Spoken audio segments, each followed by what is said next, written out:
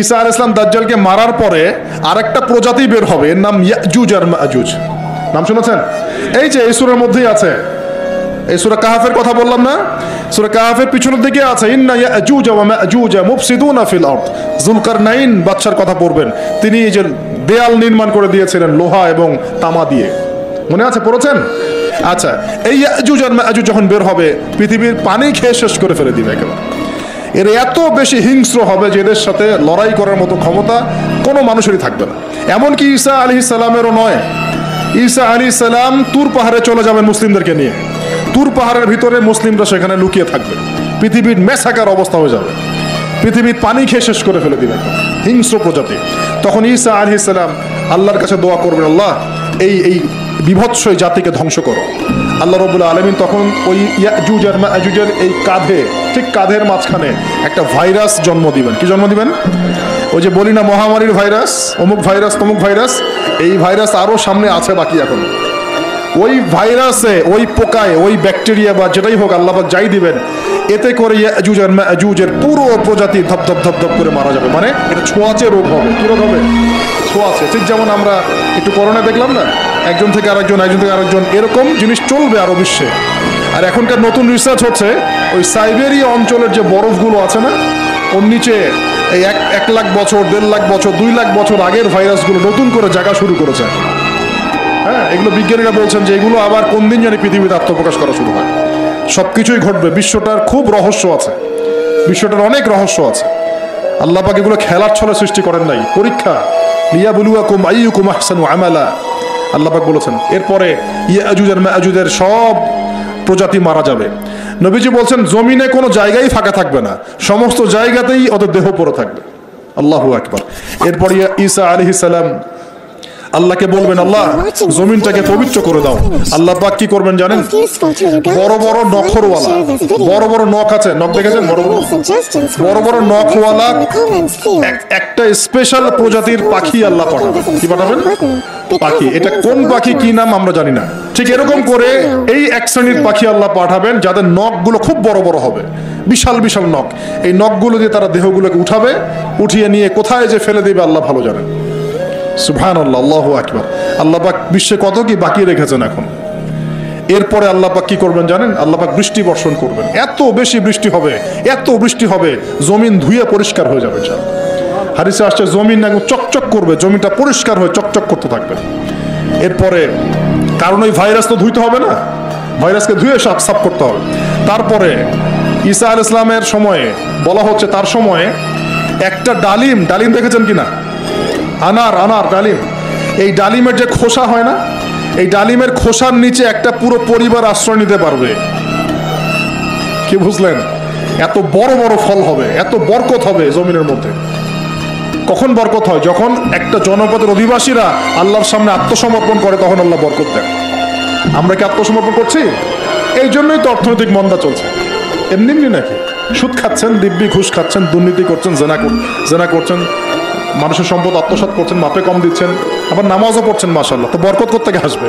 তো বরকত কখন আসে? যখন একটা কম আল্লাহর সামনে সম্পূর্ণ আত্মসমর্পণ। তো নবী সাল্লাল্লাহু আলাইহি ওয়াসাল্লাম অনেক দিন আগেই বলেছেন, 1400 বছর আগে, যখন মসজিদগুলোর মধ্যে হট্টগোল বেড়ে যাবে, তখন ধরে নিবে যে কিয়ামত কাছাকাছি চলে এসেছে। আর মসজিদগুলো হবে চাকচিক্যময়, চকচকা, দেখে মনে হচ্ছে তাজমহল। মসজিদগুলো হবে চাকচিক্যময়, কিন্তু মসজিদ থেকে হেদায়েত উঠে যাবে। এমনও হাদিস এসেছে, মুসল্লিরা মসজিদে নামাজ পড়বে, জামাতে নামাজ পড়বে, কিন্তু ওই মুসল্লিদের মধ্যে একজন প্রকৃত ইমানদার মানুষ খুঁজে পাওয়া যাবে না। এমনও হাদিস এসেছে, যদিও হাদিসগুলো সব জায়গায় বলতে পারি না আমরা। এমনও হাদিস এসেছে যে মসজিদে মুসল্লিরা নামাজ পড়বে, কিন্তু মুসল্লিদের মধ্যেও একজন প্রকৃত ইমানদার মানুষ খুঁজে পাওয়া যাবে না। আপনারা হয়তো মনে করছেন সেই যুগ অনেক দেরি আছে, আমরা দেখছি সেই যুগ চলে এসেছে। ইবাদত বন্দেগীর জীবনে এখন মানুষ নামাজি হয়েছে, আর অর্থনৈতিক জীবনে গিয়ে সুদখোর হয়েছে, হয় নাই? ইবাদত বন্দেগীর জীবনে মানুষ নামাজ পড়ছে, মাশাআল্লাহ, রোজা রাখছে, যাকাত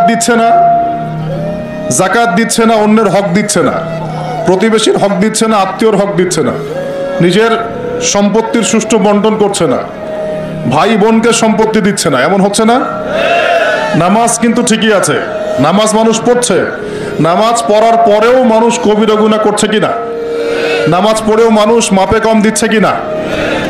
এই যে রমজান মাস সামনে আসবে, এই রমজান মাসেও রোজা রেখে মানুষ মাপে কম দিবে না, পণ্যের দাম বাড়িয়ে দিবে না, পণ্য মজুত করে বাজারে কৃত্রিম সংকট তৈরি করবে না, কিছু অসাধু ব্যবসায়ী তৈরি হবে রমজান মাস, তার অপেক্ষায় বসে আছে কখন রমজান আসবে দাম বাড়িয়ে দিব, অপেক্ষা করে বসে আছে। আর আমি বিগত 2টা লেকচারে বলেছি, কেউ কেউ বলতে পারে ভবিষ্যৎবাণী করছে, কিন্তু যারা বাস্তবতা বোঝে তারা বুঝবে এটা বাস্তব, ভবিষ্যৎ না, এটা বর্তমান। বর্তমানটা কি? আসন্ন রমজানে জিনিসপত্রের দাম দ্বিগুণ হয়ে যাবে। কি করবেন এখন? আপনি না হয় সামর্থ্যবান কিছু খেয়ে পরে বাঁচতে পারবেন, যার সামর্থ্য নাই সে কি করবে? কিভাবে আমরা চলবো তাহলে? সমাধান, আপনার যদি 5টা খেজুরে ইফতার করা হয়ে যায়, 10টা খেজুর খাওয়ার দরকার নাই, 5টা খেজুর দান করে দিবেন, পারা যাবে ইনশাল্লাহ। যদি আপনার একটা কাপড়, একটা ড্রেসে ঈদের পোশাক হয়ে যায়, আরেকটা কেনার দরকার নাই, ওইটা অন্য কাউকে দান করে দিবেন ইনশাল্লাহ, পারা যাবে। বাংলার মাটিতে প্রতি 5 জন মানুষের মধ্যে 1 জন হচ্ছে দারিদ্র্য সীমার নিচে বাস করে। আমাদের দেশে দারিদ্র্যের হার কত? কত পার্সেন্ট? কত পার্সেন্ট বলেন? 20%। কত পার্সেন্ট?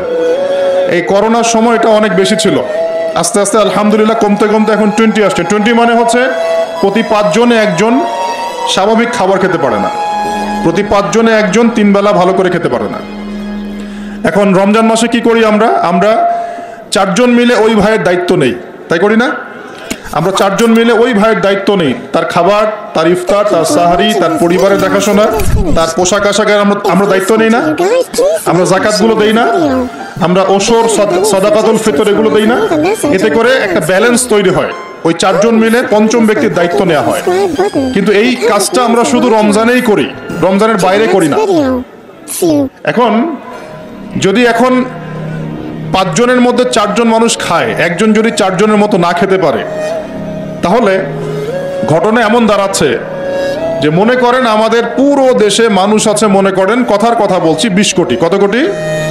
ধরে নেন যে 20 কোটি মানুষ আছে, তাহলে আপনার 15 কোটি মানুষ দারিদ্র সীমার উপরে আছে, 5 কোটি নিচে আছে। 5 কোটি সংখ্যাটা কি কম না বেশি?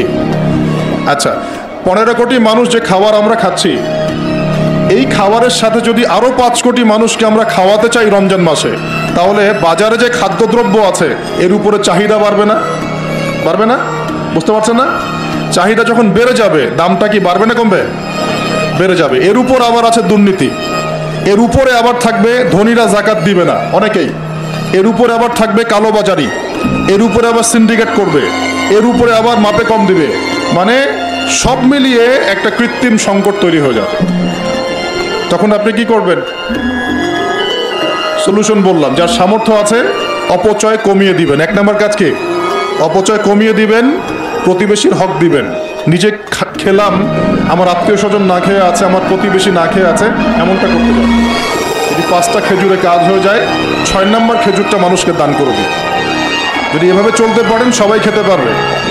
এখন বড় সলিউশন কি? এটা তো ইসলামিক সলিউশন বললাম।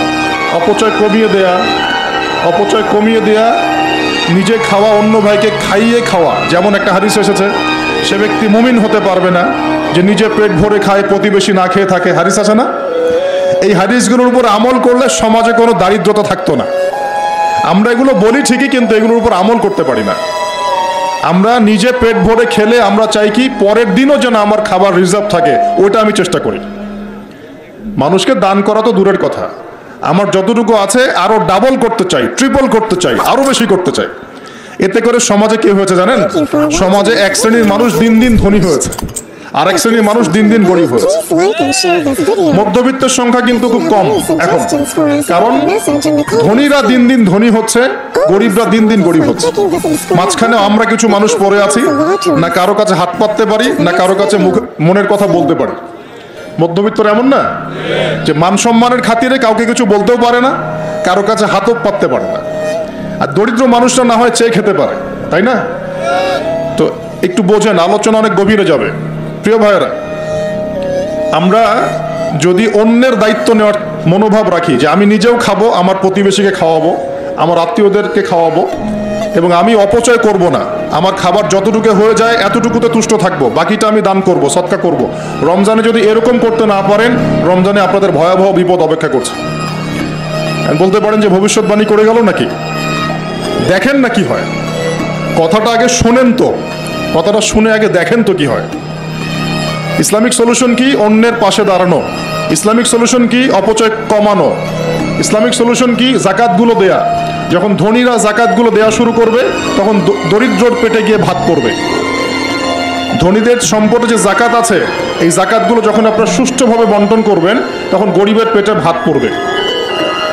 শুধু এইসব তন্ত্র মন্ত্র আর খাতা কলমের ইকোনমিক্স দিয়ে সমাজে শান্তি প্রতিষ্ঠা হবে না। খাতা কলম বইপত্রের অর্থনীতি দিয়ে সমাজে শান্তি প্রতিষ্ঠা হয় না, বরং সমাজে কি হয়? পুঁজিবাদ হয়। পুঁজিবাদ কি জিনিস?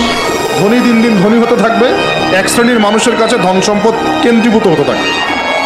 এক শ্রেণীর নির্দিষ্ট একটা শ্রেণীর কাছে ধন সম্পদ কুক্ষিগত হতে থাকবে, বাকিদের রক্ত চুষে চুষে এরা বড়লোক হবে। এখন এই সবার রক্ত চোষা সুদভিত্তিক অর্থনীতি চলছে সারা বিশ্বে। এগুলো খাতা কলমের অর্থনীতি। বাস্তবের অর্থনীতি এমন হওয়া উচিত, ধনী যারা আছেন তাদের সম্পদের যে জাকাত আসবে, এই জাকাতটা দরিদ্রদের মধ্যে বন্টন করতে হয়। যদি এটা করতে পারতেন, সমাজের সবাই 3 বেলা খেতে পারতো, না খেয়ে মরতো না কেউ। কে শুনবে কার কথা? এগুলো তো বললেও সমস্যা, করলেও সমস্যা। কারণ আমরা বললে হয়ে যাব ধর্মান্ধ, আর যদি মুসলিমরা করে তারা হয়ে যাবে সন্ত্রাসী। আশ্চর্য একটা অবস্থা। সারা বিশ্বে যারা একনিষ্ঠভাবে ইসলাম পালন করতে চায়, ওদেরকে সারা বিশ্বে মৌলবাদী বলে প্রচার করা হচ্ছে। অথচ সমাধান কিন্তু এখানে। এই যে আমার হাতে যে কিতাবটা দেখছেন, এই কিতাবের মধ্যে আল্লাহ পাক সমস্ত বিষয়ের সমাধান নাজিল করেন নাই। এটা মুখে বলছে, কয়জন বিশ্বাস করে? কয়জন সত্যি মন থেকে বিশ্বাস করে যে আল কোরআনুল কারীমে সত্যি সত্যি আল্লাহ পাক সমস্ত বিষয়ের সমাধান নাজিল করেছে? আজকে জুমার দিন, জুমার দিনে সূরা কাহফ পড়তে হয়, তাই না? এই সূরা কাহফের 54 নম্বর আয়াতে, কত নম্বর? 54 নম্বর আয়াতে আল্লাহ পাক বলছেন, ওয়ালাকাদ সাররাফনা ফি হাযাল কুরআন লিন-নাস মিন কুল্লি মাসাল। আল্লাহ বলেছেন, দেখে নিন, আল্লাহ বলছেন নিঃসন্দেহে, নিঃসংকোচে, অবশ্যই আমি এই কোরআনের মধ্যে শুধু মুসলিমদের জন্য নয়, পুরো মানব জাতির জন্য সমস্ত বিষয় ব্যাখ্যা করেছি। আল্লাহ পাক বলেছেন শুধু মুসলিমদের জন্য, পুরো মানব জাতির জন্য যত বিষয় প্রয়োজন আমি আল্লাহ এই কোরআনের মধ্যে ব্যাখ্যা করেছি। কে বলেছেন? আল্লাহ কি মিথ্যা কথা বলেন? তার রাসূল কি মিথ্যা কথা বলেন? তাহলে আমাদের মানতে সমস্যা কোথায়? মানতে কি সমস্যা? এই যে বললাম, যদি আমরা ইকোনমিক সেকশনে সমৃদ্ধি চাই, একটা স্টেবিলিটি চাই, অবশ্যই জাকাত ইম্পোজ করতে হবে। জাকাত ছাড়া অর্থনৈতিক সাম্য আসবে না। মনে করেন বাংলাদেশে মনে করেন যে 1 কোটি মানুষের উপরে জাকাত ফরজ। কথার কথা বলছে, কথার কথা। এই 16 কোটি 20 কোটি মানুষের মধ্যে মনে করেন 1 কোটি মানুষের উপর জাকাত ফরজ হয়েছে। আছেন এমন মানুষ? জাকাত মানে কি? কত পার্সেন্ট দিতে হবে সম্পদের? 2.5%। 100 টাকায় 2.5 টাকা, এই তো। আচ্ছা, এখন 1 কোটি টাকায় এই টাকাটা কি ছোট না বড়?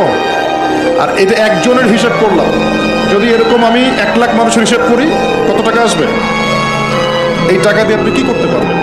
নিঃসন্দেহে আপনি দরিদ্র মানুষের সেবা এটা কাজে লাগাতে পারবেন। জাকাতের যে 8টা খাত আছে না? কটা খাত? 8টা খাতে সুষ্ঠু বন্টন করলে দেখবেন সমাজে একটা গরিব মানুষও থাকবে না, সবাই খেয়ে পরে বাঁচবে। এই কাজটা করবে কি? কে উদ্যোগ নেবে? আচ্ছা, এই জাকাত কি শুধু 1 বছরই আসবে না প্রতি বছর আসবে? এই জিনিসগুলো বুঝতে হয়। ইসলাম শুধু আমরা এই গতানুগতিক মুখস্থ করে পড়লেই হবে না, কোরআন সুন্নাহকে বাস্তবে প্রয়োগ করতে হবে। আল্লাহ পাক তৌফিক দান করুন। রমজান মাসে অবশ্যই অপচয় কমিয়ে দিবেন, প্রতিবেশী আত্মীয়দের খোঁজ নিবেন, নিজের যতটুকুতে হয়ে যায় এর বেশি খরচ করতে যাবেন না, অন্যের জন্য ওটা সাদকা করে দিবেন, সদকা করে দিবেন। আর কি করবেন? জাকাত দিবেন। জাকাত দিলে আরো 10-20টা মানুষ না খেয়ে মরবে না, ওরা খেয়ে পরে বাঁচবে ইনশাআল্লাহ। এর উপর আছে সাদাকাতুল ফিতর, আছে না? সাদাকাতুল ফিতর আমরা দেই। এগুলো আল্লাহ পাক কেন দিয়েছেন? এগুলোকে আল্লাহ পাক শুধু ইবাদতের জন্যই দিয়েছেন? এগুলো করলে তো নেকি হয়, আল্লাহ সন্তুষ্টি পাওয়া যায়, দুনিয়াতেও সাম্যের অর্থনীতি প্রতিষ্ঠা হয়, এই কারণে দিয়েছেন। আল্লাহ পাক এমনি এমনি দিয়েছেন নাকি? এই যে আপনি 5 ওয়াক্ত নামাজ পড়ছেন, নামাজ পড়লে তো নেকি হচ্ছেই, আধ্যাত্মিকত্ব পাচ্ছেন, আল্লাহ সন্তুষ্টি পাচ্ছেন, আপনার শরীরও ভালো থাকবে ইনশাআল্লাহ, থাকবে না? আপনি ওযু করছেন, ওযু করলে নেকি হয় না? গুনাহ ঝরে যায় না? একই সাথে আপনি বিভিন্ন রোগ ব্যাধি থেকে বেঁচে থাকবেন ইনশাআল্লাহ। আপনি পরিষ্কার পরিচ্ছন্ন আছেন, প্রত্যেকটা কাজের পিছনে দুনিয়াবি উপকারিতাও কি আছে, আছে না? এই যাকাত ভিত্তিক অর্থনীতির মধ্যে এই দুনিয়াবি উপকারিতা আছে। এগুলো কে বুঝাবে? ওয়াজ মাহফিল তো কোনো কোনো ক্ষেত্রে এখন হয়ে যাচ্ছে সার্কাসের মঞ্চ, কোনো কোনো জায়গায় সার্কাস, মানে এমন কিছু দৃশ্য চোখে পড়ছে যে মনে হচ্ছে যে ওয়াজে যাওয়া বন্ধ করে দিই। হ্যাঁ, মানে সময়টাকে কিভাবে নষ্ট করা যায়, বাউলের মতো গান গাওয়া যায়, ডিজে জিকির করা যায়, হ্যাঁ, মানুষের সাথে অহেতুক কিছু কথাবার্তা বলে টাইম পাস করা যায়। হ্যাঁ, বাসায় কি করলাম, বউ কি করলো, চা খাই, কফি খাই, এই করি সেই করি, মানে এগুলোই চলছে। হ্যাঁ, আপনি একজন ব্যক্তিকে ডাকলেন, মাশাআল্লাহ কোরআনও বিশুদ্ধ করে তেলাওয়াত করতে পারছে না, বড় বড় ওয়াজও করছে, আবার বড় বড় আলেমদেরকে বাহাসের জন্য ডাকছে, এমনও দৃশ্য দেখছে। কত কি দেখবেন। আর এগুলো দুটো কারণে সারা দেশে এখন ভাইরাল হচ্ছে, দুটো কারণ। একটা হচ্ছে আমাদের একটা নিচু মানসিকতা আছে আমাদের মধ্যে, সেটা হচ্ছে আমরা হচ্ছে ট্রল প্রিয় যাত্রী, আমরা ট্রল করতে বেশি ভালোবাসি, মজা করতে বেশি ভালোবাসি, মজা ফান ইয়ারকি ফাইজলামি করতে আমরা বেশি ভালোবাসি। এটা একটা আমাদের দোষ। আর একটা দোষ হচ্ছে আমরা চিলে কান নিল টাইপের মানুষ, যা প্রচার হয় চিলে কান নিল, ব্যাস দৌড় শুরু করে দিল, যাচাই বাছাই করার কোনো প্রয়োজন নেই। আর অহেতুক সমালোচনা করতে বেশি পছন্দ করি আমরা, এবং ইস্যু পাগল জাতি। ইস্যু একটা দিল, ব্যাস দৌড় শুরু। একটা ইস্যু দিবে, ওইটার পিছনে দৌড়াবে, 7 দিন দৌড়ানোর পর হাফসায় যাবে, তারপর নতুন একটা ইস্যু আসবে, তারপর তার পিছনে দৌড়াবে। এতে করে মূল যে জায়গায় ফোকাস করা দরকার ওখান থেকে আমরা সরে গেছি। মূল জায়গা আপনাকে দেখাবো। মূল জায়গা হচ্ছে ফিলিস্তিন। শেষ জামানার সবচেয়ে ইম্পর্টেন্ট জায়গা হচ্ছে প্যালেস্টাইন।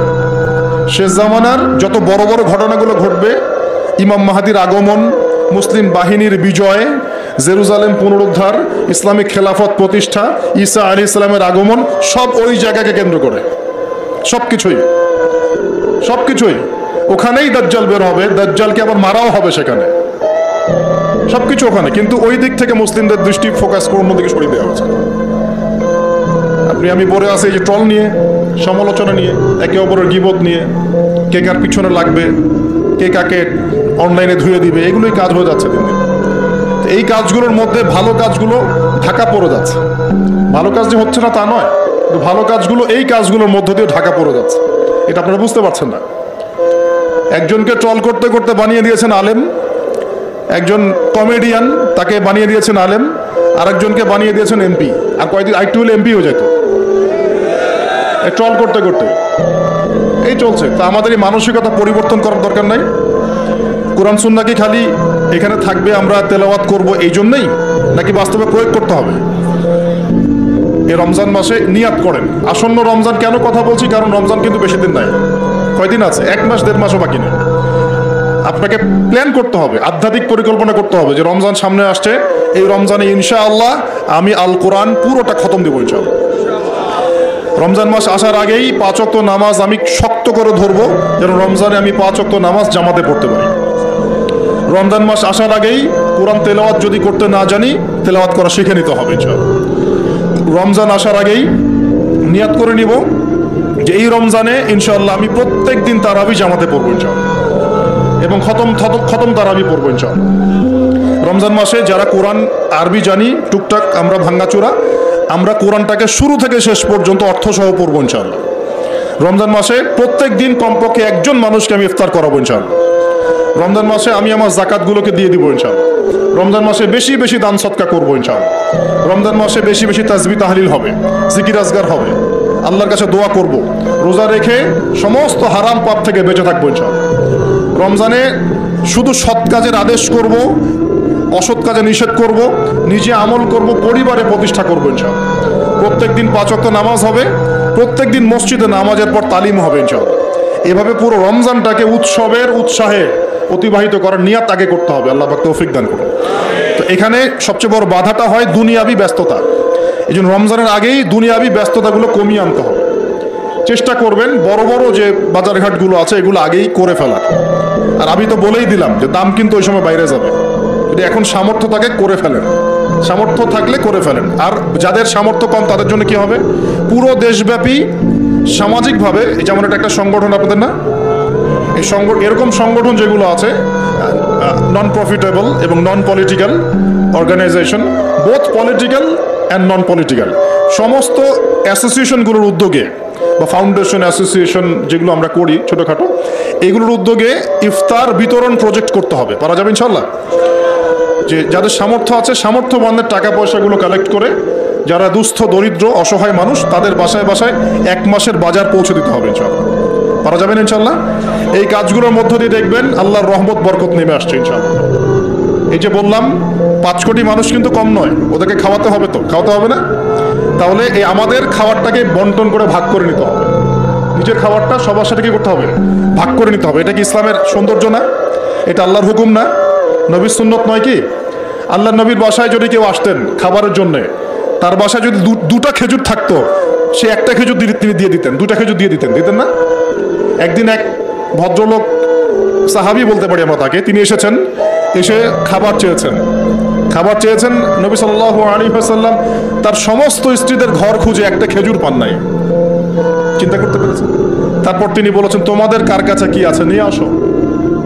এরপর নবী সাল্লাল্লাহু আলাইহি ওয়াসাল্লামের সাহাবীরা যার ঘরে যা ছিল অল্প অল্প করে নিয়ে আসা শুরু করলো। দেখা গেল যে মসজিদ নববীর বারান্দায় খাবারের স্তূপ হয়ে গেল একটা। মাশাআল্লাহ। এই যে একের বিপদে সবাই এগিয়ে আসা, এটা ইসলামের সুন্নত, এটাই নবীর সুন্নত। রমজান মাসে এই জিনিসটা চর্চা করতে হবে, আল্লাহ পাক তৌফিক দান। আর রোজা রেখে ভুলেও গীবত, তহমত, সমালোচনা এগুলো করতে যাবেন না। রোজা রেখে কথাই বেশি বলবেন না, খালি জিকির হবে, তেলাওয়াত হবে, আল্লাহর কাছে দোয়া হবে, ইস্তেগফার হবে। কথা কম, কথা বললেই বিপদ, কথা 10টা কথা বলবেন, 2টা গীবত করতেই হয় না? আর গীবত করতে মজা লাগে। কেউ আজকে একটু উস্কাই দিলেই বাস গীবত করতে মজা লাগে। আর গীবত তো আপনারাই বা কেন করবেন না? গীবত তো শিখছেন আমাদের কাছ থেকে, গীবত তো আপনারা আমাদের কাছ থেকেই শিখছেন। তা আমি আপনাদেরকে কি শিখাবো? আমরা আপনাদের কি শিখাইলাম? ওয়াজ মাহফিলে উঠে একজন বক্তা আরেকজন বক্তার গীবত না করলে ওয়াজ হয় না। এক আলেম আর এক আলেমের পিছনে হাত না দিলে ওয়াজ হয় না। তা আমি কি শিখাবো আপনাকে? আপনারা নিজেরা শেখেন, আমার দিকে তাকানোর দরকার, নিজেরাই শেখেন। প্রিয় ভাইরা, রমজান মাসে রোজা রেখে এই কাজগুলো করতে যাবে। কথাই কম বলবেন, কথা বললেই বিপদ। মানুষ যদি 2টা গালি দেয় চুপ করে থাকে, ও তার আমল নামা নিয়ে আল্লাহর সামনে দাঁড়াবে। আর কিয়ামতের মাঠে বহু নেকি ফ্রি পাওয়া যাবে। এটা কি জানেন? কিয়ামত অনেক নেকি বিনামূল্যে ফ্রি আসবে আমল নামায়। কেন আসবে বলি হাদিসটা। নবী সাল্লাল্লাহু আলাইহি ওয়াসাল্লাম বলেছেন, তোমরা কি জানো সবচেয়ে বড় মিসকিনকে? দরিদ্র মানুষকে, মিসকিনকে। সাহাবীরা বলছেন, আমরা তো মনে করি যার সম্পদ কম সেই মিসকিন। নবীজি বলছেন, না, প্রকৃত মিসকিন সে ব্যক্তি নয়। প্রকৃত মিসকিন সে ব্যক্তি যে কিয়ামতের মাঠে উঠবে, উহুদ পাহাড়ের সমান নেকি নিয়ে উঠবে। উহুদ পাহাড় দেখেছেন তো?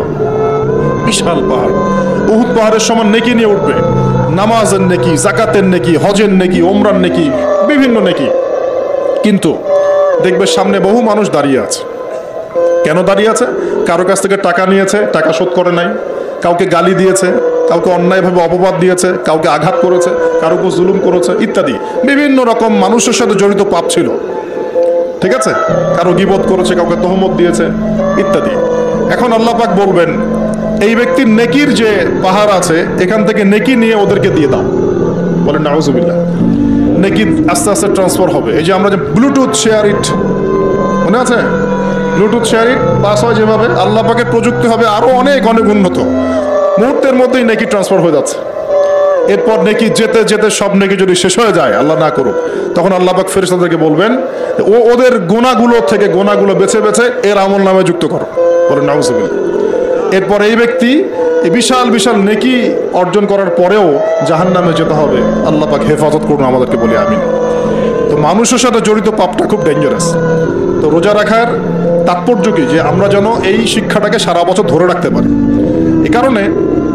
এই কারণেই রমজান মাসে রোজা রেখে জিকির হবে বেশি, তাসবিহ তাহলিল বেশি, কোরআন তেলাওয়াত বেশি, আমর বিল মারুফ নাহি আনিল মুনকার হবে, তার দার্স হবে, দিনের কথা হবে। যখনই বন্ধুরা মিলে বসবেন, চা খেতে বসবেন, কফি খেতে বসবেন, অলওয়েজ দিনই আলাপ করবেন, দুনিয়াবি আলাপ কম করবেন, দুনিয়াবি আলাপ বেশি করবেন না। প্রয়োজন যতটুকু এতটুকু দিনই আলাপ করবেন। কারণ মানুষ জান্নাতেও যদি চলে যায়, মানুষ জান্নাতে চলে গেলেও ওই সব সময়ের জন্য আক্ষেপ করবে, আফসোস করবে, দুনিয়াতে যেই সময় সে আল্লাহকে স্মরণ করে নাই, রাসূলের নামে দরুদ পড়ে নাই। তাহলে যদি কোনো জায়গায় বসে পড়েন, বসে পড়ে আলোচনা করতে থাকেন, ওঠার আগে কমপক্ষে বলবেন সুবহানাকা আল্লাহুম্মা বিহামদিকা আশহাদু আল্লা ইলাহা ইল্লা আনতা আস্তাগফিরুকা ওয়া আতুবু ইলাইক। কারণ কেন বলবেন? আল্লাহ রাসূল বলেছেন যে কোনো মানুষ বা কোনো কওম যদি একটা জায়গায় বসে আলোচনা করে, আলোচনা থেকে শেষ করা বৈঠকটা ভঙ্গের আগেই যদি তারা এই দোয়াটা পড়ে ওঠে, ওই বৈঠকে যদি কোনো ফাহেসা কথা হয়ে থাকে এর গুনার কাফফারা হয়ে যাবে ইনশাআল্লাহ, গুনাহ মাফ হয়ে যাবে ইনশাআল্লাহ। আর যদি ওই বৈঠকে ভালো কোনো কথা হয়, ওই কথাগুলো কিয়ামতের মাঠে তার জন্য দলিল হবে ইনশাআল্লাহ। এই দোয়াটা পড়ার চর্চা করবেন। তো যেটা বলছিলাম, দেখেন আমরা যদি একে অপরের খাবারগুলো ভাগাভাগি করি, জাকাতগুলো প্রদান করতে পারি এবং রমজানের রোজাগুলো ঠিকঠাক রাখতে পারি, আল্লাহর বিধানগুলো ঠিকঠাক মানতে পারি, সমাজে দারিদ্রতা থাকবে না ইনশাআল্লাহ। আরেকটা অপশন হচ্ছে, এটা দিয়ে যে সব দূর হয়ে যাবে তা নয়, কারণ ক্ষতি এত বেশি হয়ে গেছে, ক্ষতি হতে হতে হতে এত বেশি হয়ে গেছে যে 1 বছর 2 বছর 3 বছরে মনে হয় না সব ক্ষতি পুষিয়ে নেওয়া যাবে। যারা অর্থনীতি বোঝেন তারা বুঝবেন। নামতে নামতে নামতে এমন একটা জায়গায় চলে আসছি যে হুট করে যে একদম সব ঠিক হয়ে যাবে, এটা চিন্তা করলে ভুল হবে। একটা উপায় কি? উপায় হচ্ছে এই যে খাদ্যগুলোর উপর চাপ বাড়বে মার্কেটে, অতিরিক্ত খাদ্য আমদানি করা। কি করা? আমদানি করা। দুটো অপশন থাকে, এক আমদানি করা, আর একটা হচ্ছে কৃষিভিত্তিকভাবে উৎপাদন করা। দুটো। তো আমরা রিপোর্টগুলো দেখছি যে কৃষিভিত্তিক প্রবৃদ্ধির হার কমে যাচ্ছে। কি হয়েছে? কমেছে। কৃষিভিত্তিক প্রবৃদ্ধির হারটা কমেছে, আর আমদানিটা মোটামুটি কিছুটা বিপর্যস্ত হয়েছে। কারণ ডলার সংকট। কিসের সংকট? ডলার। জানেন তো নাকি? আচ্ছা, রিপোর্ট তো পড়েন, পেপার পত্রিকা তো পড়েন নাকি? সংকট হলে কি হয়? সংকট হলে এলসি কমে যায়। মানে মনে করেন আপনি একজন ব্যবসায়ী, পণ্য আমদানি করেছেন, পণ্যগুলো যে আপনি খালাস করবেন, বন্দর থেকে নামাবেন, তা আপনাকে তো একটা চার্জ দিতে হবে না? এখন আপনার কাছে চার্জ দেওয়ার মতো ডলার নাই, কি করবেন? তাহলে পণ্য ওই বন্দরে পড়ে থাকবে। অনেক পণ্য বন্দরে পড়ে আছে, নামাইতে পারতেছেন। এখন মনে করেন এই ব্যক্তি কি নিজের পকেট থেকে টাকা দিয়ে এগুলো নামাবে? না। কি করবে তাহলে? ওই পণ্যের উপর সে দাম বাড়িয়ে দিবে, যাতে করে এই টাকাটা জনগণের কাছ থেকে তুলে সে শোধ করতে হবে। এগুলো ইকোনমিক্স, বেসিক ইকোনমিক্স। এগুলো পড়তে আপনার আহামরি অর্থনীতিবিদ হতে হয় না। কথা কি বুঝতে পারছেন? তো এই কারণে রমজান মাসে দামগুলো চাপ পড়ে, এমনিতেই চাপ পড়ে। আস্তে আস্তে সিচুয়েশনগুলো এভাবে খারাপ হয়েছে। অতএব ইসলামিক সলিউশনে যদি এখন না আসতে পারেন, যদি আরো 10 বছর অপেক্ষা করেন, বহু দেরি হয়ে যাবে। এই জন্য আমি মন থেকে উদাত্ত একটা আহ্বান জানাই, যারা শিক্ষিত মহল, বিজ্ঞ মহল আছেন, আমার কথা বুঝবেন ইনশাআল্লাহ, যে ইসলামিক অর্থনীতি ছাড়া অর্থনৈতিক সমৃদ্ধির কোনো অপশন নাই আমাদের সামনে। ইসলামিক অর্থনীতি মানে দান সৎকা ভিত্তিক, অপচয় কমানো, দুর্নীতি বন্ধ করা, সুদ ঘুষ এগুলো বন্ধ করা, এবং অন্যের কষ্টে নিজে পাশে দাঁড়ানো। সবচেয়ে বড় কথা হচ্ছে এখানে ব্যবসা, জাকাত, সাদাকা এগুলোকে গুরুত্ব দেওয়া হয়, সুদটাকে হারাম করা হয়। এগুলোর উপর যদি সুদ থাকে, চড়া সুদ, তখন তো আরো অবস্থা খারাপ। যেমন ধরেন, মনে করেন আমাদের সংকট হয়েছে, এখন আমরা বহির্বিশ্বের কোনো দেশের কাছে গেলাম, গিয়ে বললাম যে আমাদেরকে লোন দেন। ওরা কি এমনি লোন দিবে? এমনি দিবে? যাও, তোমাকে 10 কোটি টাকা এমনি দিয়ে দিলাম, 1000 বিলিয়ন ডলার এমনি দিবে? কখন এমনি দিবে না, বরং সে একটা সুদ ফিক্স করবে, হয় 10%, না হলে 12%, না হলে 20%। ও সুদ ফিক্স করবে। যখন সুদটা ফিক্স করে দিবে, তখন এই সুদটা শোধ করতে হবে আপনার শ্রম দিয়ে ওই সুদটাকে শোধ করতে হবে। শ্রম কি শুধু এমপি মন্ত্রীরা করবে, নাকি শ্রম আপনিও করেন? আপনাদের শ্রম থেকে এটাকে তুলে নিয়ে শোধ করতে হবে না? এটাই হচ্ছে সুদভিত্তিক অর্থনীতি সবচেয়ে মারাত্মক দিক। এতে করে ওরা ধনী হবে দিন দিন, আর গরিবরা আরো গরিব হবে দিন দিন। আল্লাহ পাক এমনি বলেন নাই ইয়ামহাকুল্লাহুর রিবা ওয়া ইউরবিস সাদাকা। আল্লাহ পাক সুদের মধ্য দিয়ে একদম সম্পদ সংকুচিত করে ফেলেন। সম্পদ সুদের মধ্য দিয়ে সংকুচিত করে ফেলেন, আর সাদাকার মধ্য দিয়ে সম্পদ প্রসারিত হয়। এই আয়াতগুলো খালি পড়লে হবে না, বুঝতে হবে, তা বাস্তবে প্রয়োগ করতে হবে। আচ্ছা, আরো ব্যাপার আছে। এখন সুদ দেওয়ার সময় কি হবে জানেন?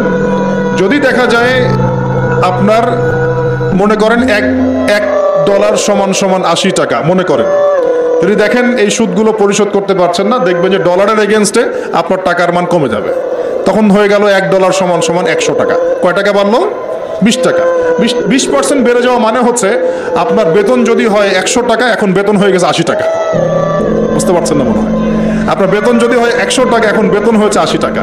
100 টাকা শ্রম দিয়েছেন, 80 টাকার প্রফিট পাবেন, 20 টাকা গায়ে। ওটা কোথায় গেল? ওই যে সুদ দিয়েছে ওর পকেটে চলে গেছে। আপনার অর্থও চলে গেল, আপনার শ্রমও চলে গেল। এর উপর আরো অনেক বিষয় আছে। আজকে ইকোনমিক্স নিয়ে বোঝালে আপনার মাথা খারাপ হয়ে যাবে, বলবেন যে ভাই কি শুরু করলেন। এগুলো এগুলো শুধু অর্থনীতির কথা নয়, এগুলো ইসলামের কথা। কিসের কথা? আল্লাহ রাব্বুল আলামিন এই কিতাবের মধ্যে প্রতিটা বিষয়ের সমাধান দিয়েছেন। প্রত্যেকটা বিষয় আল্লাহ পাক এই সংকটগুলোর সমাধান দিয়েছেন। তোমরা অপচয় বন্ধ করো। কি বন্ধ করো? অপচয় বন্ধ করো। নিশ্চয়ই অপচয়কারীরা শয়তানের ভাই। নিশ্চয়ই কি অপচয়কারীরা? আমরা একটু ওয়াদা করতে পারি যে আমরা ইনশাআল্লাহ এই রমজান থেকে অপচয় বন্ধ করে ফেলবো। কোনো প্রকার অপচয় করবো না ইনশাআল্লাহ। না সময় অপচয় করব, না গ্যাস, না পানি, না তেল, না টাকা, না কিছুই অপচয় করবো না। পারা যাবে ইনশাআল্লাহ। বরং যেটা আমি বাঁচাতে পারবো সেটা আমি আমার পরিবারের জন্য তো সেভ করবোই, পাশাপাশি আমার প্রতিবেশী, আমার আত্মীয় এবং দুস্থ মানুষের কল্যাণে ব্যয় করবেন। পারা যাবেন ইনশাআল্লাহ।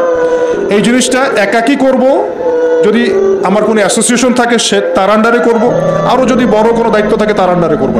পারা যাবে ইনশাআল্লাহ। 1 নাম্বার শিক্ষা। 2 নাম্বার, আপনাদের সবার জাকাতগুলো অবশ্যই দেওয়ার ব্যবস্থা করবেন। পারবেন ইনশাআল্লাহ। জাকাতের খাত 8টা। ওলামায়ে কেরামের কাছে জিজ্ঞাসা করে নেবেন কোন কোন খাতে জাকাত দেওয়া যায়, আপনাকে বলে দিবেন। সূরা তাওবার 60 নম্বর আয়াত। সূরা তাওবার 60 নম্বর আয়াতে জাকাতের খাতগুলো বর্ণনা করা আছে। এখানে একটা কথা বলি, অমুসলিমদেরকেও জাকাত দেওয়া যায়।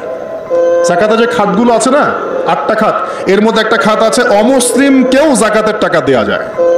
কেন দিব না আমরা? যদি একজন অমুসলিম ভাই খুব দরিদ্র হয়, তার পাশে দাঁড়ানোর দরকার নাই? সে কি মানুষ না? তার সাথে কি আমরা শত্রুতা পোষণ করব? তাকে ঘৃণা করব? না। তার উপর কি ইসলামকে জোর করে চাপিয়ে দিব? না। আমরা তাকে হেল্প করব জাকাতের টাকা দিয়ে, যাতে করে সে ইসলাম সম্পর্কে একটা ভালো ধারণা পায় এবং ইনশাল্লাহ ওই দেখা যাবে উপকার করার ফলে তার মনের মধ্যে ইসলাম সম্পর্কে ভালো ধারণা আসবে। একদিন সে ইসলাম মুসলিম হয়ে যাবে ইনশাল্লাহ। এমন হতে পারে না? আমরা কিন্তু ইসলাম পরিপূর্ণ আসলে ইম্পোজ করতে পারি না। অমুসলিমদের সাথে আমাদের শত্রুতা থাকবে কেন? তাদের সাথে আমরা মৈত্রীর সম্পর্ক রাখবো। একটা কান্ট্রির মধ্যে কি মুসলিম অমুসলিম মারামারি করবে, বিদ্বেষে জড়াবে? সে তার ধর্ম তার মতো করে পালন করবে, আমরা আমাদের ধর্ম আমাদের মতো করে পালন করব। বরং কোরআন বলছে জাকাতের যে সম্পদ, যে খাত আছে, এই খাতের মধ্যে ওয়াল মুআল্লাফাতু কুলুবুহুম একটা খাত আছে। তাদের অন্তরকে আল্লাহর দিকে আকৃষ্ট করার জন্য অমুসলিমদেরকেও জাকাত দেওয়া যায়। তো আমরা সবাই জাকাতগুলো দিব তো ইনশাআল্লাহ। এরপরে আছে সাদাকাতুল ফিতর, এটাও দেওয়ার চেষ্টা করবেন। এটা তো আপনারা জানেন সাদাকাতুল ফিতর দিতে হয়। এরপরে রমজানে বেশি বেশি দান সাদাকা করবেন।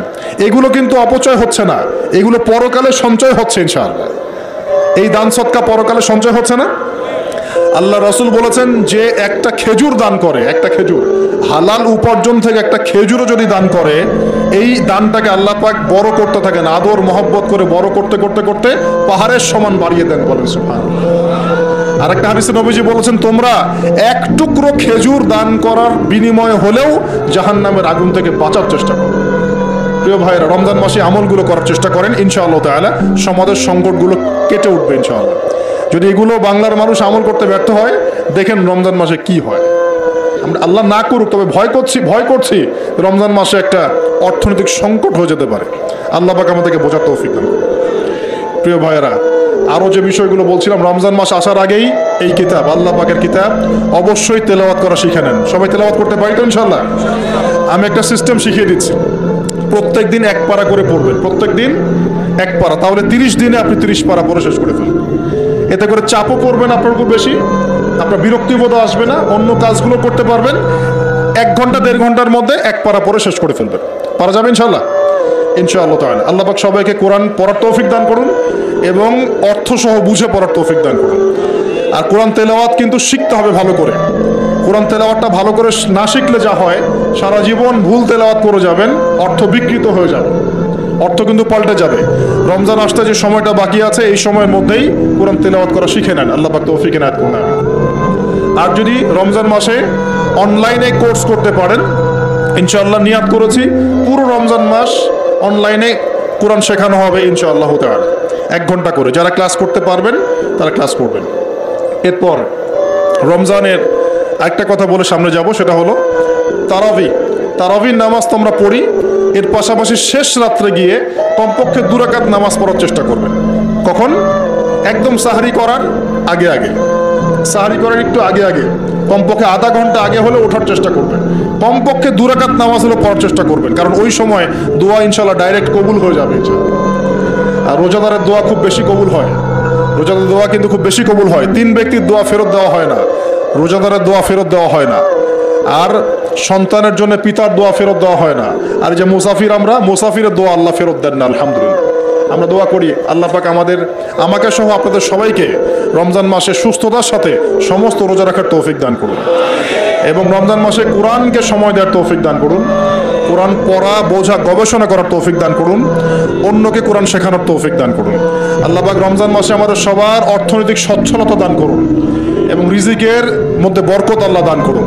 আল্লাহ পাক আমাদের কৃষির মধ্যে বরকত দান করুন, আল্লাহ পাক আমাদের ব্যবসার মধ্যে বরকত দান করুন, আল্লাহ পাক আমাদের দান সৎকার মধ্যে বরকত দান করুন। এবং আল্লাহ রাব্বুল আলামিন আমাদের সবাইকে রমজান মাসে তারাবি, তাহাজ্জুদ, জিকির আজগার, তাসবিহ, তাহলিল, ভালো কাজের আদেশ, অন্যায় নিষেধ, এই কাজগুলোতে ব্যস্ত থাকার তৌফিক দান করুন। আমরা দোয়া করি আল্লাহ রাব্বুল আলামিন আমাদের সবাইকে যেন পারিবারিকভাবে, সামাজিকভাবে এবং রাষ্ট্রীয়ভাবে ইসলাম পালন করার তৌফিক দান করেন। এখন একটা বিষয়ের দিকে ইঙ্গিত করছি। আজকে জুমার দিন ছিল। জুমার দিনে সূরা কাহাফ কারা কারা পড়েছেন? হাত উঁচু করেন দেখি। মাশাআল্লাহ, যা অনেকেই পড়েছেন। নবী সাল্লাল্লাহু আলাইহি ওয়াসাল্লাম এই একটা সূরাকে বলেছেন, এই একটা সূরাকেই তিনি বলেছেন যেই সূরাটা আপনাকে মাসিহুদ দাজ্জালের ফিতনা থেকে বাঁচাবে। হঠাৎ করে দাজ্জালে কেন আসলাম? কারণ সারা বিশ্বে এখন চলমান যে 4-5টা ইস্যু চলছে, একটা ওই যে ইউক্রেন রাশিয়ার যুদ্ধ, একটা মানে ইউক্রেন রাশিয়া আসলে মানে পশ্চিমাদের সাথে রাশিয়ার যুদ্ধ আর কি, ইউক্রেন রাশিয়া নয়, এখানে ন্যাটোর সাথে রাশিয়া লড়াই করছে। দ্বিতীয় ইস্যু চলছে কোরআন পুড়িয়ে দেওয়া ইস্যু চলছে না, কোরআন পুড়িয়ে দেওয়া ইস্যু। একটা ইস্যু চলছে অর্থনৈতিক মন্দা সারা বিশ্ব জুড়ে, একটা ইস্যু চলছে এখন ধামাচাপা পড়ে গেছে, কিন্তু যখন সময় হবে তখন আবার রাইজ করতে পারে, সেটা হলো করোনা ইস্যু। আছে না, মাঝখানে খুব দৌড়ঝাঁপ হলো, হঠাৎ এখন নাই, এখন আছে নাই, আবার যদি ওদের প্রয়োজন হয় তখন এই ইস্যু আবার নিয়ে আসবে আর কি, ঠিক আছে। আচ্ছা, তারপরে এখন চলছে আরেকটা নতুন সবচেয়ে মারাত্মক ইস্যু, সেটা হলো ফিলিস্তিনিদেরকে দেখলেই গুলি মেরে দিতে বলা হয়েছে। দেখেছেন? দেখেন নাই? আমরা যে মসজিদটা দেখেছি আল আকসা, দেখেছেন? এই আকসাকে সরিয়ে দিয়ে সেখানে 3rd টেম্পল নির্মাণ করার প্ল্যান হচ্ছে। মানে এই যে 3rd টেম্পল তো বোঝেন না, হাইকেলে সুলাইমানি, মানে ওরা মনে করে যে তারা বানু ইসরাইল। একটু বোঝেন, ওরা মনে করে যে ওরা বানু ইসরাইল, আসলে ওরা বানু ইসরাইল নয়, ওরা হচ্ছে ইউরোপিয়ান জিউস। ওরা মনে করে যে ওদের একজন মাসিহ আসবে। কে আসবে? মাসিহ মানে ত্রাণকর্তা। মাসিহ মানে কি? ত্রাণকর্তা, যে আসলে তারা শুধু আরব না, সারা বিশ্ব তারা শাসন করবে, এমনটা তারা মনে করে। এবং ওদের ধর্মগ্রন্থে একটা আছে তালমুদ, কি নাম? তালমুদ। এই তালমুদের মধ্যে এটা লেখাও আছে যে একজন মাসিহ আসবে, যে মাসিহ আসলে তারা বিশ্ব শাসন করবে। বাস্তবতা হচ্ছে ওই মাসিহ এসেছিলেন, আসেন নাই? ওই মাসিহ সত্যি এসেছিলেন, কিন্তু তারা তাকে চিনতে পারে নাই। সেই মাসিহের নাম কি? নবী ঈসা আলাইহিস সালাম। আমরা বলি না মাসিহ ইবনে মারইয়াম, আমরা বলি না ঈসা আলাইহিস সালামকে আল্লাহর মাসিহ না, ত্রাণকর্তা। তো ঈসা আলাইহিস সালামকে তারা চিনতে ব্যর্থ হয়েছে এবং তাকে তারা হত্যারও চেষ্টা করেছিল, কিন্তু আল্লাহ রাব্বুল আলামিন তাকে উঠিয়ে নিয়েছেন কোথায়? আল্লাহর কাছে। ওমা কতালুহু ওমা সালাবুহু, তারা তাকে হত্যাও করে নাই, ক্রুশবিদ্ধ করতে পারে নাই, বরং আল্লাহ পাক তাকে বাল রাফাআহুল্লাহু ইলাই, আল্লাহ পাক তাকে তার কাছে উঠিয়ে নিয়েছেন। তো বিষয়টা কি দাঁড়ালো? ওরা মনে করে যে ওদের একজন মাসিহ আসবে, যেই মাসিহ আসলে পরে তারা সারা বিশ্বটাকে শাসন করবে। ঠিক আছে, কারা শাসন করবে? জিউসরা, যারা মনে করে ওরা বানু ইসরাইল, আসলে তারা বানু ইসরাইল নয়, তারা ইউরোপিয়ান জিউস। এখন ওরা চায় এই মসজিদ আকসাকে সরিয়ে দিয়ে ওখানে হাইকেলে সুলাইমানি নির্মাণ করতে। এটা কি? সুলাইমান আলাইহিস সালামের সময় তারা যেমন বিশ্ব শাসন করেছিল না, মনে আছে? সুলাইমান আলাইহিস সালামের সময় এত দাপট ছিল তখন, যে সুলাইমান আলাইহিস সালাম যখন বলতেন যে বাতাসকে যে ফ্লাই করতে, তখন এই সিংহাসন বাতাসে ফ্লাই করা শুরু করতো না? সুলাইমান আলাইহিস সালাম যখন জিনদেরকে বলতেন এই কাজ করো, জিনরা ওই কাজ করতো। সুলাইমান আলাইহিস সালাম যখন বলতেন জিনদেরকে সমুদ্রে ডুব দাও, ডুব দিয়ে সমুদ্রের নিচ থেকে মণিমুক্তা বের করে নিয়ে আসো, তারা সেটা বের করে নিয়ে আসতো। সুলাইমান আলাইহিস সালাম জিনদেরকে দিয়ে এই মসজিদ নির্মাণ করিয়েছেন, মনে আছে? ওই যে লাঠির মধ্যে ভর দিয়ে তিনি দাঁড়িয়েছিলেন এবং লাঠি জমিনের পোকা খেয়ে ফেলেছিল। আর সুলাইমান আলাইহিস সালাম তখনই কিন্তু ইন্তেকাল করেছেন। যখন পড়ে গেলেন তার দেহটা, তখন জিনরা বলেছিল যে আমরা যদি জানতাম যে সুলাইমান মারা গেছে তাহলে এই শাস্তি ভোগ করতাম না। আছে না কোরআনে? তো সুলাইমান আলাইহিস সালামের সময় তাদের এত ক্ষমতা ছিল যে ওই যে সাবার রানী বিলকিস, মনে আছে? হুদহুদ পাখির ঘটনা, হুদহুদ পাখি এসে বলছে যে ওইখানে একটা দেখলাম সাবার রানী সূর্যকে পূজা করে। তো সুলাইমান আলাইহিস সালাম বলছেন, কোন জিন আছো যে আমি এখান থেকে ওঠার আগে ওকে নিয়ে আসতে পারবে? এক জিন বলছে যে আপনি এখান থেকে উঠে দাঁড়ানোর আগেই ওই সিংহাসন নিয়ে চলে আসতে পারবো। কত শক্তি চিন্তা করেন। তো সুলাইমান আলাইহিস সালাম বলছেন এতে হবে না। আরেকজন জিন যার কাছে কিতাবের জ্ঞান ছিল, মানে সে আলেম ছিল, সে বলছে যে আপনার উঠতে হবে না, চোখের পলক ফেলার আগেই এটা হাজির হয়ে যাবে। সুবহানাল্লাহ। চোখের পলক ফেলার আগেই মনে করেন যে 500 মাইল দূরের একটা সিংহাসনকে তুলে নিয়ে আসবে এখানে। চিন্তা করেন তাহলে কত বড় শক্তি। তো এরকম শক্তি আল্লাহ পাক দিয়েছিলেন সুলাইমান আলাইহিস সালামকে, এবং ওই সময় বনু ইসরাইল কিন্তু সারা বিশ্বটাকে শাসন করেছে। এখন এরা মনে করে যে শেষে আবার একটা সময় আসবে যখন তারা আবার এই শাসনটা করবে। ওরা মনে করে একজন মাসিহ আসবে, এবং এই জন্যে তারা দাজ্জালকে মাসিহ মনে করে। কথাকে মিলাতে পারছেন? ওরা দাজ্জালকে কি মনে করে? মাসিহ মনে করে। ওরা মনে করে যে ফিলিস্তিনিদের এখানে থাকার অধিকার নাই, ওই জায়গা ওদেরই, ওরা ওদেরই মনে করে। এই কারণেই তো 1914 সাল থেকে শুরু করে যে 2023 পর্যন্ত প্রত্যেক দিন দেখবেন প্রতি বছর ওদের জায়গা বাড়াচ্ছে বাড়াচ্ছে বাড়াচ্ছে, বাড়িঘরগুলো ভেঙে দিচ্ছে, মা বোনদেরকে বের করে দিচ্ছে, ভাইদেরকে হত্যা করছে না? আর এগুলোকে মানবতা বিরোধী অপরাধ কেউ বলে না, বলে না। যদি ওই মজলুম ফিলিস্তিনিরা বলে আমার বাড়ি আমাকে ফিরিয়ে দাও, তখন ওদেরকে সন্ত্রাসী বলা হয়, তাই হয় না? তো এখন আসলে কি হবে, বিষয়টা কি হবে? এখন নতুন টাটকা ইস্যু চলছে যে তারা বলছে প্যালেস্টাইন থেকে দেখলেই গুলি মেরে দিন। এখন কি হবে? এখন শোনেন কি হবে। আমরা বলছি কোরআন, এই যে কোরআন এবং হাদিস থেকে বলছি কি হবে। এই জুলুম নির্যাতন হয়তো আরো বাড়বে। কি হবে? আরো বাড়বে। আর মুসলিমদের যে অধঃপতন চলছে, আমাদের দোষের কারণে এই অধঃপতন আরো বাড়তে পারে। একটু দেখাচ্ছি, মুসলিমরা কি এখন 5 ওয়াক্ত নামাজ সবাই পড়ে? মুসলিমদের মধ্যে সবাই কি আল কোরআন পড়তে জানে? মুসলিমদের মধ্যে সবাই কি হালাল খায়? মুসলিমদের মধ্যে সবাই কি পর্দা করছে? মুসলিমদের সবাই কি আল্লাহর দ্বীন প্রতিষ্ঠার চেষ্টা করে? আমরা কি সত্যি সত্যি আগের সেই প্রজন্ম ধরে রেখেছি, না অনেকটা অধঃপতন হয়েছে আমাদের? হয় নাই? হয়েছে কি হয় নাই? আমরা আসলে আমাদের নিজেদের আধ্যাত্মিকত্ব, আমাদের ইমান, আমাদের আমল এগুলোকে কমিয়েছি। এ কারণেই ইসলামের বিরোধী শক্তি যারা আছে এরা কিন্তু শক্তি অর্জন করতে পেরেছে। একটা সময় কিন্তু এমন ছিল না। তো কোরআন সুন্নাহ যা বলছে দিন দিন এগুলো হয়তো বাড়তে পারে। একটা সময় আসবে যখন জুলুম সর্বত্র ছড়িয়ে যাবে, তখন আল্লাহ রাব্বুল আলামিন তার মনোনীত কিছু বান্দাকে বের করবেন এবং তাদের মধ্যে একজনকে নেতা বানাবেন। তার নাম হচ্ছে ইমামুল মাহদি। কি নাম? ইমামুল মাহদি। তার নাম কিন্তু ইমাম মাহদি নয়, তার নাম মুহাম্মদ। তার নাম কি? মুহাম্মদ। তিনি মুহাম্মদ সাল্লাল্লাহু আলাইহি ওয়াসাল্লামেরই বংশধরদের মধ্যে হবেন। ঠিক আছে? এবং তার নাম হবে মুহাম্মদ, বাবার নাম হবে আব্দুল্লাহ, মায়ের নাম হবে আমিনা, একদম নবী সাল্লাল্লাহু আলাইহি ওয়াসাল্লামের মতোই। তার হাত ধরে মুসলিমরা ইনশাআল্লাহ এই জুলুমের বিরুদ্ধে লড়বে, এবং ইনশাআল্লাহ ওই যে জায়গায় সারা বিশ্বে যে জুলুম দেখছেন এগুলো আস্তে আস্তে উঠে যাবে, এবং তারা বিশ্বের উপর রাজত্ব কায়েম করবে ইনশাআল্লাহ। এরপরে বের হবে মাসিহুদ দাজ্জাল। কে বের হবে? দাজ্জাল। এ আবার কে? যাকে নবী সাল্লাল্লাহু আলাইহি ওয়াসাল্লাম বলেছেন যে পৃথিবীতে তার মতো বড় কোনো ফিতনা আসে নাই। সে পৃথিবীতে এসে খোদা দাবি করবে, বলবে আমি আল্লাহ। কি বলবে? আমি আল্লাহ। সে এক হাতে জান্নাত এক হাতে জাহান্নাম নিয়ে ঘুরবে। মানে সত্যিকারের জান্নাত জাহান্নাম নয় এটা হচ্ছে যে তাকে মেনে নিবে সে তার কোনো ক্ষতি করবে না, তাকে সুখ শান্তিতে রাখবে, এই জান্নাত। আর যে তাকে মানবে না তাকে সে ধ্বংস করে দিবে, এটা জাহান্নাম, আযাব। জান্নাতকে হাতে নিয়ে ঘোরা যায়? রূপক অর্থে বলা হয়েছে। সে বৃষ্টি দিতে পারবে, সে ফসল বেশি করে দিবে, যারা ওর আনুগত্য করবে তাদেরকে ফসল বাড়িয়ে দিবে, তাকে গুপ্তধন তার পিছু করবে, যারা তাকে মেনে নেবে ওদেরকে গুপ্তধন দিবে, আর অনেক কিছু সে করবে। সে এক কথায় পুরো বিশ্বটাকে নিয়ন্ত্রণ করে ফেলবে। কি করবে? পুরো বিশ্বকে নিয়ন্ত্রণ। কতদিন করবে? 40 দিন। কতদিন?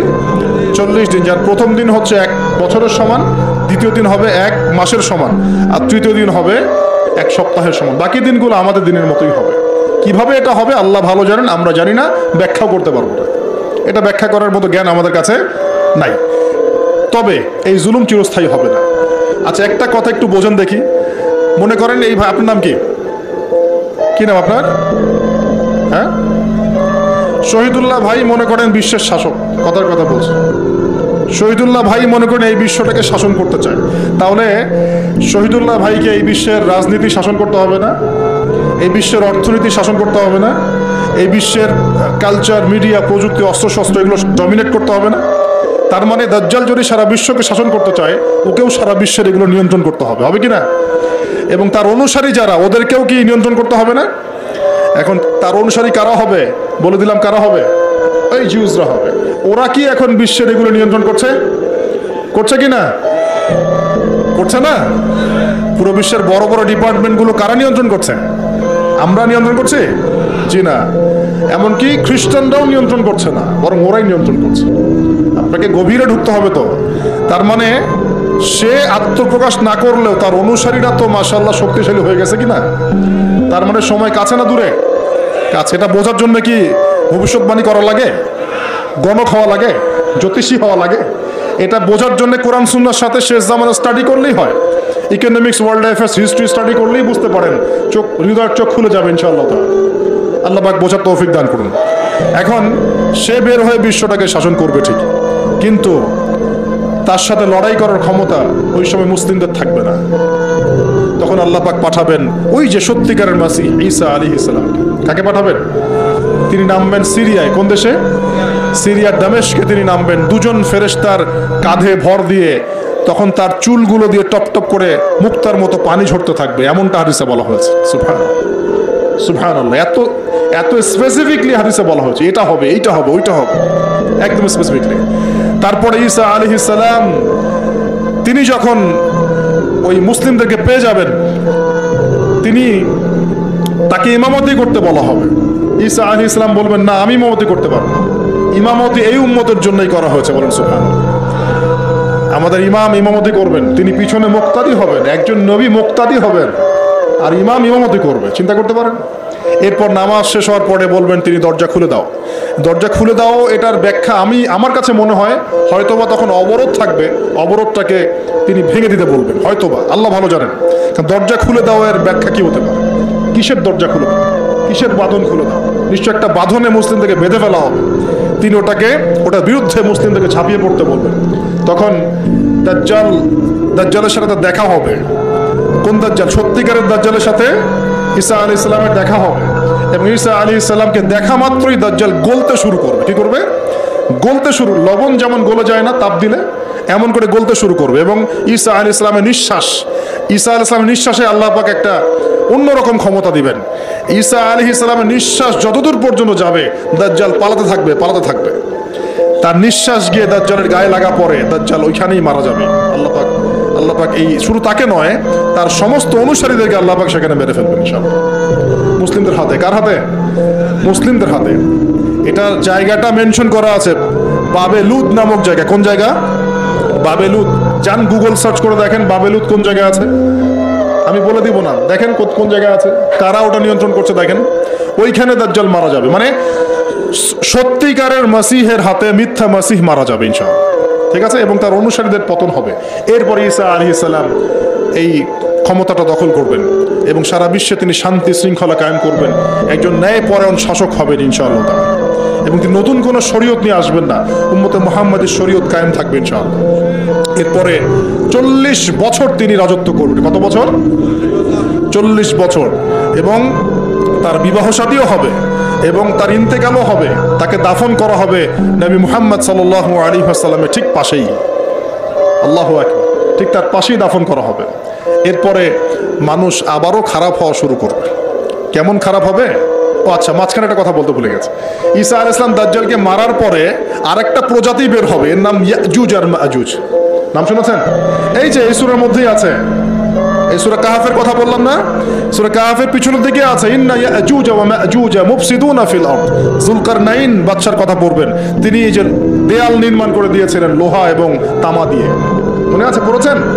আচ্ছা, এই ইয়াজুজ আর মাজুজ যখন বের হবে, পৃথিবীর পানি খেয়ে শেষ করে ফেলে দিবে একেবারে। এর এত বেশি হিংস্র হবে যে এদের সাথে লড়াই করার মতো ক্ষমতা কোনো মানুষেরই থাকবে না। এমনকি ঈসা আলাইহিস সালামেরও নয়। ঈসা আলাইহিস সালাম তুর পাহাড়ে চলে যাবেন মুসলিমদেরকে নিয়ে। তুর পাহাড়ের ভিতরে মুসলিমরা সেখানে লুকিয়ে থাকবে। পৃথিবীর মেসাকার অবস্থা হয়ে যাবে। পৃথিবীর পানি খেয়ে শেষ করে ফেলে দিবে, একদম হিংস্র প্রজাতি। তখন ঈসা আলাইহিস সালাম আল্লাহর কাছে দোয়া করবেন, আল্লাহ এই বিভৎস জাতিকে ধ্বংস করো।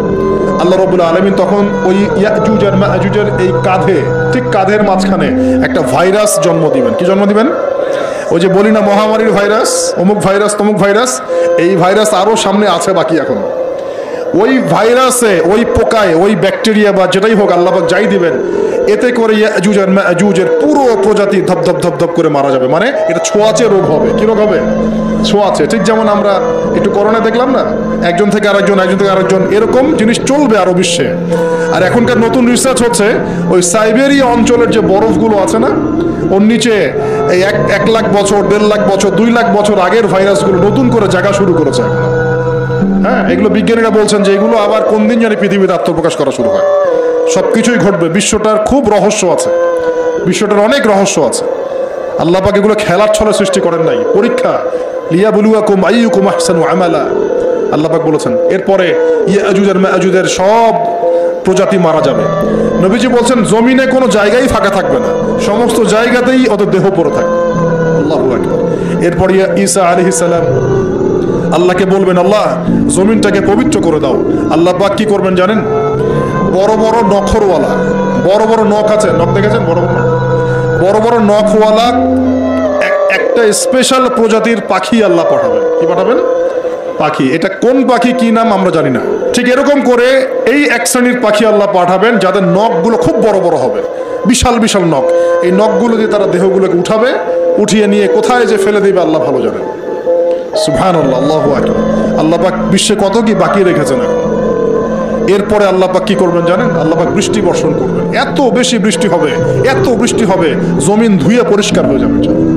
হাদিসে আসছে জমিন একদম চকচক করবে, জমিটা পরিষ্কার হয়ে চকচক করতে থাকবে। এরপরে কারণ ওই ভাইরাস তো ধুইতে হবে না, ভাইরাসকে ধুয়ে সাফ করতে হবে। তারপরে ঈসা আলাইহিস সালামের সময়ে বলা হচ্ছে, তার সময়ে একটা ডালিম দেখেছেন কিনা? আনার ডালিম। এই ডালিমের যে খোসা হয় না, এই ডালিমের খোসার নিচে একটা পুরো পরিবার আশ্রয় নিতে পারবে। কি বুঝলেন? এত বড় বড় ফল হবে, এত বরকত হবে জমিনের মধ্যে। কখন বরকত হয়? যখন একটা জনপদের অধিবাসীরা আল্লাহর সামনে আত্মসমর্পণ করে, তখন আল্লাহ বরকত দেন। আমরা কি আত্মসমর্পণ করছি? এই জন্যই তো অর্থনৈতিক মন্দা চলছে। এমনি নাকি সুদ খাচ্ছেন, দিব্যি ঘুষ খাচ্ছেন, দুর্নীতি করছেন, জেনা করছেন, মানুষের সম্পদ আত্মসাৎ করছেন, মাপে কম দিচ্ছেন, আবার নামাজও পড়ছেন। মাশাআল্লাহ। তো বরকত কোত্থেকে আসবে? তো বরকত কখন আসে? যখন একটা কম আল্লাহর সামনে সম্পূর্ণ আত্মসমর্পণ করে। একটা ডালিম হবে। এটা রূপকথা নয়, এগুলা গাল গল্প বলছি না। এই প্রতিটা কথা আল্লাহ পাকের ওহী থেকে আসছে। এর একটা কথা মিথ্যা হবে না ইনশাআল্লাহ তাআলা। বিশ্ববাসীরা দেখবে একটা ডালিমের নিচে একটা পরিবার আশ্রয় নিতে পারবে। এত স্পেসিফিকলি বলা হয়েছে হাদিসগুলোতে। নবী সাল্লাল্লাহু আলাইহি ওয়াসাল্লাম বলেছেন যে 10 জন ঘোড়সওয়ার, কয়জন ঘোড়সওয়ার? 10 জন ঘোড়সওয়ার বের হবে ইমাম মাহদির সময়, যারা খোঁজ নিতে যাবে যে দেখি দাজ্জাল বের হয়েছে কিনা। ঘোড়ায় করে খোঁজ নিতে যাবে, দেখি দাজ্জাল বের হয়েছে কিনা। ওই 10, নবীজি বলছেন আমি ওই 10 জনের নামও জানি, ওদের বাবার নামও জানি। সুবহানাল্লাহ। এত স্পেসিফিক জ্ঞান দেওয়া হয়েছে আল্লাহর পক্ষ থেকে নবী সাল্লাল্লাহু আলাইহি ওয়াসাল্লামকে। তার হাদিস থেকে বলছি, ডালিমের নিচে পরিবার আশ্রয় নিতে পারবে। তো অনেকে হয়তো হাসবে, কি বলে একটু উল্টাপাল্টা কথা, তাই না? নাস্তিকরা মনে করতে পারে যে হাসবে, আরে হাহারি এক দিয়ে রেখে দেবে। এখন মানুষ ফেসবুকের মতো চিন্তা করে, ফেসবুকের মতো হাসে, ফেসবুকের মতো কাঁদে। মানুষ এখন রোবটিক হয়ে গেছে। ঠিক আছে, আচ্ছা। তো এরপর কি? এরপরে বরকতের এই সময়টা শেষ হয়ে যাবে কখন? যখন মানুষ আবার সেই জেনা, পাপ, শিরিক, কুফর এগুলোতে লিপ্ত হবে। আল্লাহ রাসূল বলছেন এমন একটা মানুষও বাকি থাকবে না, একটা মানুষও না যে খালি লা ইলাহা ইল্লাল্লাহ কালিমাটা পড়তে জানে, এমন একটা মানুষও বাকি থাকবে না। বলেন নাউযুবিল্লাহ। ওরা হবে এই পৃথিবীর সবচেয়ে নিকৃষ্ট মানুষ। ওদের চেয়ে নিকৃষ্ট কোনো মানুষ এই পৃথিবীতে হবে না। এখনো কি এরকম সময় আসছে? আসে নাই। এখন কি লা ইলাহা ইল্লাল্লাহ আছে না? আছে। হ্যাঁ, হয়তো তার পূর্ণাঙ্গ প্রয়োগটা নাই, কিন্তু কালিমা তো আছে কি না? তখন নবীজি বলছেন এমন একটা যুগ আসবে যে লা ইলাহা ইল্লাল্লাহ বলার মতো একটা মানুষ খুঁজে পাওয়া যাবে না। আর মানুষ রাস্তাঘাটে কুকুরের মতো জেনা করবে। রাস্তাঘাটে কুকুর যেমন সঙ্গম করে না রাস্তাঘাটে, ওই রকম করে মানুষ রাস্তাঘাটে জেনা করবে। ওই সময়ে আল্লাহ রাব্বুল আলামিন পশ্চিম দিক থেকে সূর্য উঠাবে। কোন দিক থেকে? সূর্য সত্যি সত্যি পশ্চিম দিকে উঠবে। পৃথিবী একদিকে ঘুরছে না এখন, কে জানে আল্লাহ পাক পৃথিবীর ঘূর্ণন থামিয়ে উল্টা দিকে ঘোরাতে পারেন না? অবশ্যই পারেন। আল্লাহ পাকের জন্য এটা খালি বলা, কুন ফায়াকুন, হও হয়ে যাও, ব্যাস ব্যাস। আমি কয়েকদিন আগে রিপোর্ট দেখেছি, পৃথিবীর নিচে কিন্তু আগুনের স্তর আছে। আচ্ছা, জানেন তো পৃথিবীর নিচে আগ্নেয়গিরিগুলো আছে। পৃথিবীর ভিতরেও একটা ঘূর্ণন হয়, সেই ঘূর্ণনের দিক পরিবর্তন হচ্ছে দিন দিন, এমনটা রিপোর্ট এসেছে। দেখেন, আপনি ইন্টারনেট ঘাটাঘাটি করেন, দেখেন। আর অনেকে রিপোর্ট করছে যে পৃথিবী আগে যে গতিতে ঘুরতো, এখন পৃথিবীর ঘূর্ণন গতি একটু বেড়ে গেছে। দেখেন রিপোর্ট দেখেন। ঘূর্ণন গতি বেড়ে যাওয়ার মানে হচ্ছে টাইম দ্রুত পাস করবে। আর শেষ জামানার হাদিস এটাও আছে, সময় দ্রুত পাস করবে, আছে না? এটা হাদিস আসছে। তো প্রিয় ভাইরা, এই সময়ে মানুষ খারাপ হওয়া শুরু করার পরে এমন খারাপ হবে, আল্লাহর নাম নেওয়ার মতো কোনো মানুষ থাকবে না, আল্লাহ আল্লাহ বলার মতো কোনো মানুষ থাকবে না। তখন পশ্চিম দিক থেকে সূর্য উঠবে। কিভাবে কিয়ামত হবে? নবীজি বলছেন, একজন ব্যক্তি পানি খাওয়ার জন্য পাত্রটাকে মুখের সামনে নিবে, পানি গিলতে পারবে না, কিয়ামত হয়ে যাবে। নাউযুবিল্লাহ। إذا وقعت الواقعة ليس لوقعتها كاذبة القارعة ما القارعة وما أدراك ما القارعة আছে না? عما يتساءلون عن النبأ العظيم। কত সূরা আছে কিয়ামত সংক্রান্ত, পড়ে দেখেন। إذا زلزلت الأرض زلزالها وأخرجت الأرض أثقالها إذا الشمس كورت وإذا النجوم انكدرت। এই সূরাগুলো পড়ে দেখেন। আম্মা পারার শেষ পারাটা, যেটা 30তম পারা, এর সূরাগুলো পড়ে দেখেন। কিয়ামত চোখে দেখতে পারবেন ইনশাআল্লাহ। সিংহায় ফুঁক দেওয়া হবে। আল্লাহ পাকের ফেরেশতার এত ক্ষমতা আল্লাহ দিয়েছেন, একটা ফুয়ে পুরো মহাবিশ্ব ধ্বংস হয়ে যাবে ইনশাআল্লাহ। চারটাখানি কথা নাকি? দ্বিতীয় ফুৎকারে আবার সবাইকে জীবিত করা হবে। এবং এই যে দুনিয়ার জীবনটা আমরা কাটাচ্ছি, এই 30, 40, 50, 60, 100 বছরের জীবন, এই জীবনের এক একটা হিসেব আল্লাহর সামনে দাঁড়িয়ে সেদিন দেওয়া লাগবে। অতএব এই দুনিয়ার জীবনটাতে প্রস্তুতি গ্রহণ করি, 5 ওয়াক্ত নামাজ পড়ি, যাকাত দেই, কালিমা বোঝার চেষ্টা করি, আল্লাহ তাওহীদ শিখি, জানি, বুঝি, নবীর সুন্নত অনুযায়ী আমল করি, হালাল খাই, পরিবার গড়ি, মানুষকে সৎ কাজের দাওয়াত দেই, অসৎ কাজে নিষেধ করি, ইসলামকে আল্লাহর জমিনে প্রতিষ্ঠা করার চেষ্টা করি। আল্লাহ পাক যা দিয়েছেন, জানমাল, সময়, শ্রম, আল্লাহ পাক যা দিয়েছেন, ক্ষমতা, প্রতিপত্তি, সম্পদ, এগুলোকে আল্লাহর দ্বীনের জন্য ব্যয় করি। ইনশাআল্লাহ দুনিয়া সফল হব, পরকালে সফল হব ইনশাআল্লাহু আযজা ওয়া জাল। আল্লাহ পাক আমাদের সবাইকে সমকালীন ফিতনাগুলো সম্পর্কে সচেতন থাকার তৌফিক দান করুন, এবং এই রমজান, আসন্ন রমজানে পরিপূর্ণরূপে ইবাদত করার তৌফিক দান করুন, এবং এই ইবাদত এবং শিক্ষাগুলোকে সারা বছর ধরে রাখার তৌফিক দান করুন, এবং জামানা সম্পর্কে সচেতন থেকে আগামী দিনে যা হবে সেভাবে পদক্ষেপ নেওয়ার তৌফিক আল্লাহ পাক দান করুন। আমিন। আল্লাহ রাব্বুল আলামিনের কাছে দোয়া করি, আল্লাহ পাক আমাদের সবাইকে যেন ইসলামের জন্য কবুল করে নেন, আমাদের সবার সমস্যাগুলো দূর করে দেন, এবং সকলের হায়াতের রিজিকে বরকত